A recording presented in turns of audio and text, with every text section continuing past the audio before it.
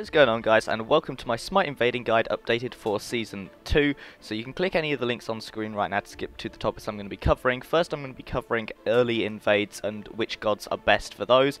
Also, how to invade with your team and what wards you want to be placing to either help you invade or to prevent you getting invaded. And also how to deal with it if you get invaded early yourself and probably killed as well.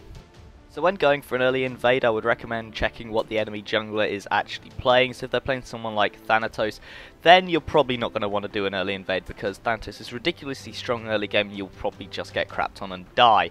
However, if you do decide to go for an early invade, there are two things you can try and do. The first one is just get the buff and get out. Now Bastet is a perfect god for doing that because of her 1. You can just jump through the wall, hog the buff away, and then press 1 again to jump back through the wall. In this gameplay though, I had a Bologna with me on solo lanes, so we decided to go for the kill and I didn't jump back through the wall. However, you could just as easily tell your solo laner to start their blue buff up and then you jump back through the wall and run over to them.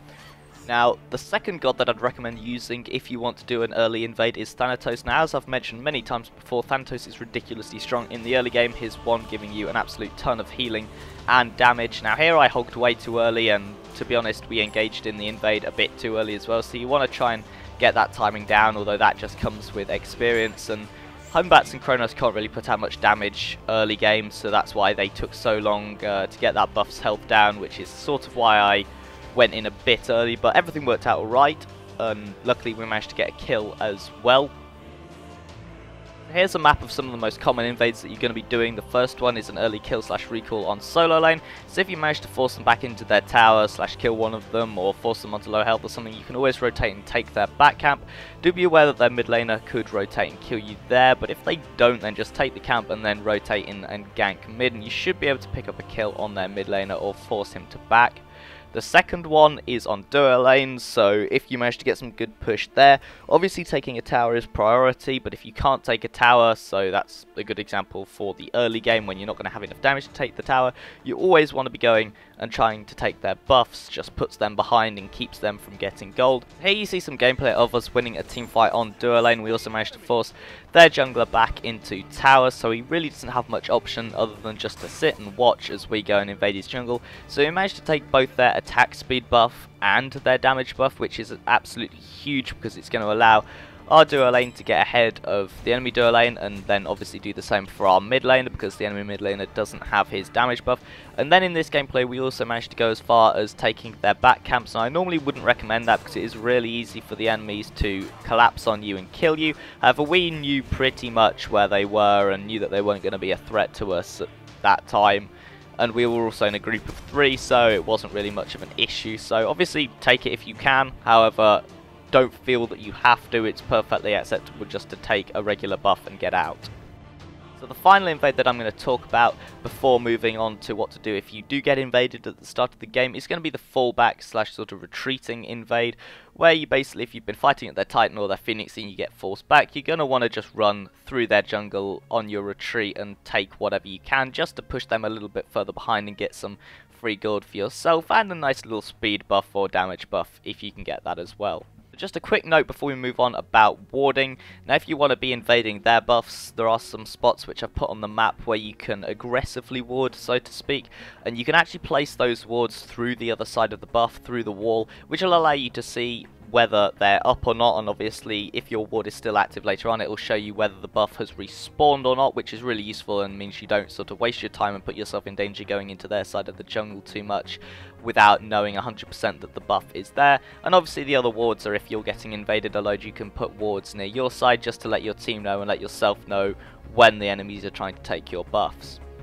So now on to what to do if you do get invaded and get killed at the start of the game. Now this is a conquest practice gameplay just because I didn't really want to deliberately die at the start of a regular game and have my team raging at me the whole time. But if you don't die, you can always just go and help your solo laner get their blue buff and then go onto solo lane as normal. But if you do die, then you want to follow these steps and it'll hopefully reduce the gap between you and the enemy jungler and allow you to get back into the game. Now you're not going to be dead for very long because it is early on in the game. Now you'll notice that I have Hand of the Gods level 2. Now that's perfectly fine, you can go for Hand of the Gods level 1 and Boots level 1, or Hand of the Gods level 2, whichever is your preference. But I would recommend, if you think you might get invaded, say for example there's a Thanatos or a Bastet jungling on the other team, you might want to go with Hand of the Gods level 2, which I will explain why in a second when I actually use it. Now you're going to want to go to your back harpies on solo lane side, and start taking out the 2 side harpies, because you want to reduce the number of things attacking you and reduce that damage that you're taking, because obviously you are still level 1 and there's no one helping you take this, so you want to pop that health pot that you got at the start. As well, if you don't know starting builds, then go and have a look at my basic jungle guide where I go over what to buy at the start of the game.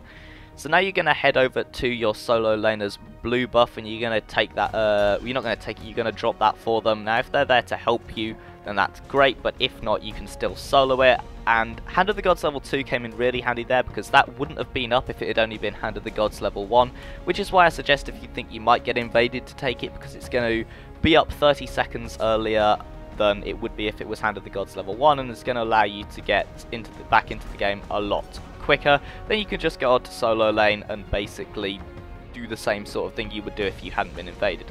So here you can see what to do on the map. If you want to download this, there'll be a link in the description as usual to put it on a second monitor or something. Now the most important thing there is, don't forget mid camps. Now mid camps are important anyway, but especially if you've been invaded and you're a bit behind, you definitely don't want to be missing out on mid camps, because that will put you even further behind than you were originally. So that is it for the video, guys. I hope you enjoyed it and found it useful, so please leave a like rating if you did. If not, let me know why in the comments. I'm always trying to improve the guides based upon the feedback you guys give me. If you have any specific questions as well, leave those down in the comments and I will try and get back to you as soon as I can. Other than that, guys, thank you very much for watching, subscribe to see more, and I will see you next time. Goodbye.